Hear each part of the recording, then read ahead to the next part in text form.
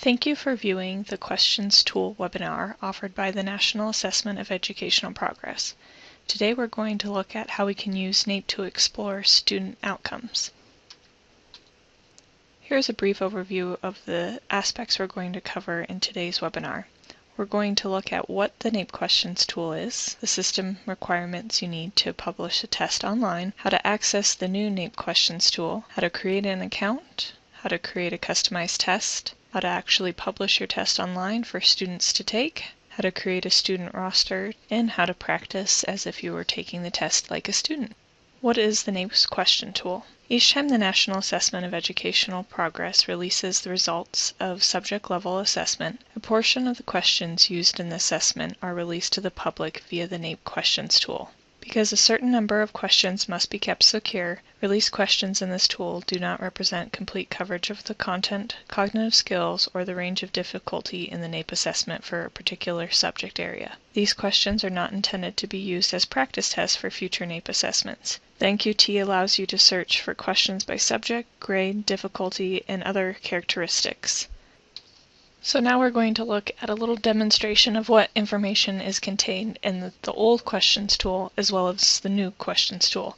For instance, you may wonder how to actually score some of the constructed response items or even the multiple choice. You may have questions about what does the question difficulty mean. You might wonder what the % correct means. All of these can be answered in this brief demonstration. We're going to look at the Questions Tool. We'll look at math. So in here you can see the year that the item was given, the grade it was given for, the block it was found in, the number within the block, and the type of item it is. So this would be a short constructed response, the medium difficulty, and a description of the item.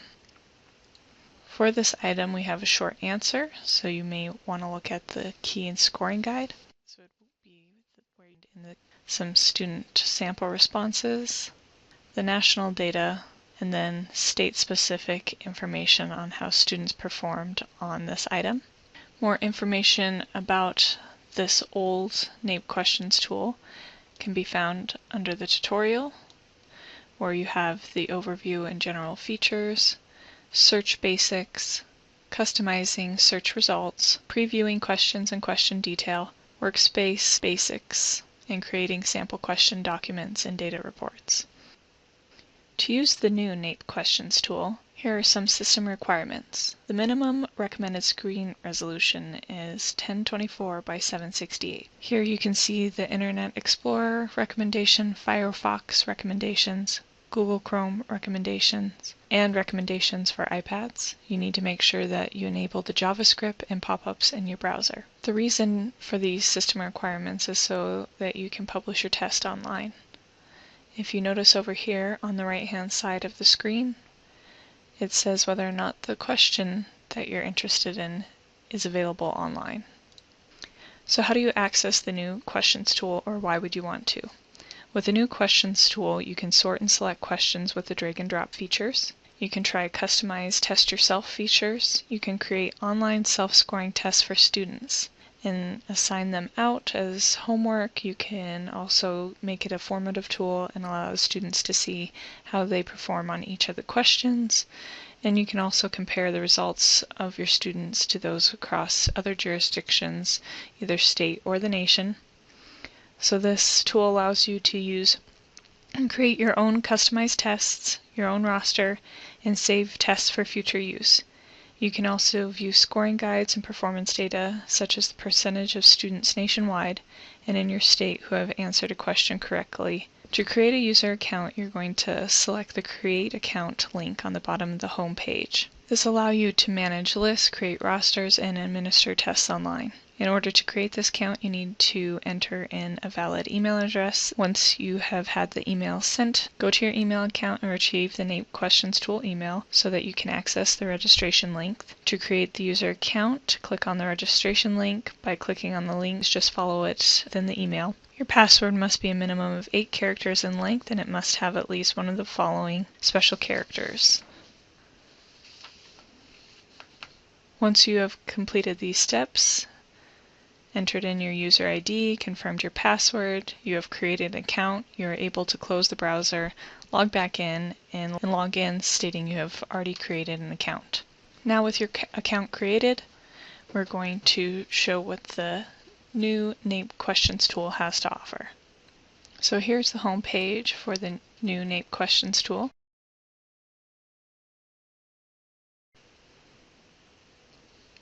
Now we have access here, and we can see our icon up here in the upper right where we have Save Lists, Test Results, Manage Rosters, Change Passwords, Sign Out. What do we have within the Save Lists? So it looks like in the Save List there are 4 tests that have been created: a grade 4 test, a grade 8 test, a grade 12 test, and another science grade 8 test. In each of these we know how many items are available, and we also know the date it was created. If we wanted to get rid of any of these, we could just simply hit the trash icon and they would be deleted. If we want to look at them or change their options, so here, if we don't want to allow test takers to see the results after completion, we could hide this option. If we want them to now be able to retake the test, we could select that. And we could also change our email options that we had set up for this test. And to actually see what information is contained, what items are available, if we select that magnification glass, we get to see which question ID, the description, but we really want to know more about the item, so we're going to select the item. And here are the questions within the test. So we could print this if we wanted to. The estimated time for completion is roughly 16 minutes. We're going to close that for now. We could, with these arrows, we could adjust whether or not the item should appear before another one. And over here on the online side, we can see that none of these items are available online. So by looking at the item type, we can see that there's constructed response. So there is no element built in to the new NAEP Questions Tool to actually score any of the constructed response items, but any multiple choice item is available for online use. You can download any of these tests, but again, for the published test online, these online options need to say yes. The drag and drop feature of the NAEP Questions Tool. We can toggle back and forth, looking at the items. We could add all items, we could add a question, we could sort by difficulty. So how do we create a customized test? So first we need to decide on a purpose. Why are we using this tool? For this tutorial, we will be creating a customizable test, but there are many other options available with this tool. For instance, you could just search for available questions, or you could select an already pre-formatted test. Next, we need to decide what sort of items we would like to be displayed in our test, and for what we're trying to do here today about showcasing how you can use this test administration online with your students, so to mimic a technology-based assessment. What we're going to do is look for items that are only offered and available with the online administration. However, part of why NAEP is renowned is for its difficulty with the constructed response item types, and so those won't be displayed with this tool, but they're really great to explore with your students. So once you are logged on to the NAEP Questions Tool, select the Make a Customized Test option from the main screen. From there, you'll be prompted with a new screen that looks like what's currently on here, so you can be able to select what subject, what grade, and how you want to see the results, whether in grid view or drag and drop, what content classification you're interested in reviewing, what types of items you're interested in viewing, the difficulty of items you're interested in, and the years that you're primarily interested in. So you want to refine your search because really you're only interested in a subset of those items. Once you've made your desired item selection, select OK, and this will allow the items to be populated onto your screen, and then you can review the items for whether or not they are meeting the needs for your assessment or not. Now that you have access to your items from this point, you're going to make sure that all of them say yes for the online test option. If you are interested in other features of the assessment with the constructor response, you could make the selection for a printable test and just do this in a hard copy pencil and paper format. So let's go back to the grid view. We want to clear all of our selections. So in our search options right now we have the subject of science selected, we have the grade 4 selected. We want to see these appear in grid view. I just personally find it easier to navigate the questions that I'm interested in the grid view as opposed to the drag and drop. But let's apply some other criteria. We only want to have multiple choice because we're going to do an online administration with this, and we only want medium difficulty questions. We're going to say OK. So by filtering on those, we can see that we only have 18 items available now to choose from for grade 4 with that criteria. Let's select all of them for a test. We're going to save this list as Science Grade 4 Online. So in this one we have properly saved the test and named it, and so now we're going to publish it online. For publishing your test online, in this example we have 3 questions and we've named the test so that students are aware of what this might be over. So this is a pre-test. We have not assigned any students to this test, so there will be no tracking of how that student performs. We have assigned a due date here. We want to compare how any of the students who have access to this test ID perform against Montana. We're going to let the test taker see the results after the completion of the test, but we're not going to allow the student to take the test again after their completion since they're getting to see their results. And we're going to have as an email option, we're going to be notified when each of these tests that we assign out is completed. So back in our save lists, I'm going to just check out this one. We're going to publish it online. We've already given it a name, but this would be what your students recognize the test as. So if there was any sort of unit that you were specifically trying to measure here, it would probably be a great way to name your test here is by the unit name. We're going to assign it to grade 4 since it's already available for us. That means only 4 test takers. It's going to be due on the 31st. Don't really care how my students compare to any of these jurisdictions. Don't want them to see that, so we're going to hide all test results from the test taker. And I want to know when each student has finished the test. Publish online. It's going to take the students 18 minutes, they guess, to complete this. And it has the due date on there for the student. So we would print these, and then we would cut them out for each student. The student's given a test ID. There are 2 options that we have here to allow students to take this test online. The first is the one we already discussed, where you just give the test ID to non-identified students, so there's no roster created and in that display. Option 2 would be that we would assign students in that selection, so under roster we would actually put which roster we were assigning this test to. So how do we create a student roster? We want to be able to track how our students perform, and in order to track their performance, we need to know which students are which. So we're going to go through the steps on how to not only manage your roster, but how to create a new roster if you've never done so. So again, we need to be logged in order to do this. Once we're logged in, we're going to go up to our account settings. We're going to select Manage Rosters. Under the Manage Rosters, there is one roster that's already been created, but we're going to do another one.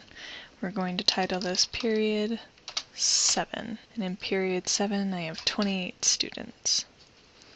So now I want to look at all of those student IDs. So now if I'm creating a test and I want to assign it out, I could just assign it out to Period 7. And if I wanted to track the performance of any of these students, whether it was a pre-test and then followed with a post-test, or beginning of the year, end of the year, or any of those aspects, I could print this for my records because the NAEP Questions Tool does not want to have any student level information, so they do not want to collect any first name, last name, or personally identifiable information about any student. So this would be only if you were interested, you could print this for your records and attach it to first name, last name. So let's go back to our tests, and in our saved lists, let's pull up this one, and in the publish settings, we would want to assign it here then to the period 7, and since we had already created that roster, it knows that there are 28 students who are going to take the test. We would name the test something that each of these period 7 students could recognize. We would assign the due date. If we wanted to see how these students performed versus Montana, we would scroll down, select Montana. We can hide the results at the end. We can allow them to retake. Now we would publish the test. So now we're going to pretend we're a student. We were given our test ID by the teacher, which is N5H246. And the student is asked whether or not this is the correct test for them. They're given the name of the test, and they want to make sure that this matches up with the test ticket that they have in their possession. They're told how many questions are going to be asked and how long it should take them to take it, and they're asked to start the test. So now the student is given a question. Which characteristic is shared by all cells? A, they need energy. B, they need to reproduce sexually. C, they make their own food. D, they move from place to place. We're going to say A and hit next. So as you notice, just by the platform on this page, you can see that students have to have an understanding of how to navigate. So the previous question, the next, if they don't understand where those icons are or how to use them, they won't be able to take the test. Same with the scroll bar here. So in order to read the prompt, we have to be able to navigate left to right and up and down. This question refers to the following investigation. Some students were studying the life cycles of mosquitoes. They learned that the mosquito larvae and pupa spend a part of their time at the surface of the water. The students wanted to find out how the larva and the pupa behaved when the jars they were in were disturbed. They put one larva and one pupa in identical tall jars of water at 20 degrees Celsius as shown below. So here are the jars. Here's depth, larva, pupa. Students tapped on the jars when the larva and pupa were at the surface of the water. The larva and the pupa dove down into the jars and then slowly came to the surface. The students measured the depth each larva and pupa reached and the amount of time each stayed underwater. These students repeated the step 5 times and calculated the average of each of their measurements. The results are summarized in the table below. So here's the information. They repeated this experiment 5 times. They recorded the average depth reached by the larva, average length of time underwater, same for the pupa. The larvae have a breathing tube that must come to the surface of the water to breathe. If a layer of oily substance completely covers the surface of the water for several days, what will most likely happen to the larva? It will not survive because of the lack of fresh food sources. It will not survive because of the lack of oxygen. It will skip the pupa stage and hatch immediately to break out of the water. It will hold its breath until the oily substance naturally breaks down in the water. So the third question in our assessment. So over here again we have the same information as the screen before. Larvae and pupae normally float. They must use their muscles in order to dive down through water. What type of energy is used by the muscles? Sound energy from the air, thermal energy from the water, chemical potential energy from their cells, gravitational potential energy from Earth. So we offered the student to be able to see how they performed at the end, so they can see their test ID and then they can see how many correct answers they were able to obtain. We can also see by this information how long it took the student, how many attempts they had. Here they were not allowed to retake, so there should only be one attempt there, and the due date that was assigned. If you have any questions or would like more information about how to use this tool, please don't hesitate to contact me at amcgrath@mt.gov or 406-444-3450. You can also find more information on the NAEP webpage and also on the NAEP Wiki.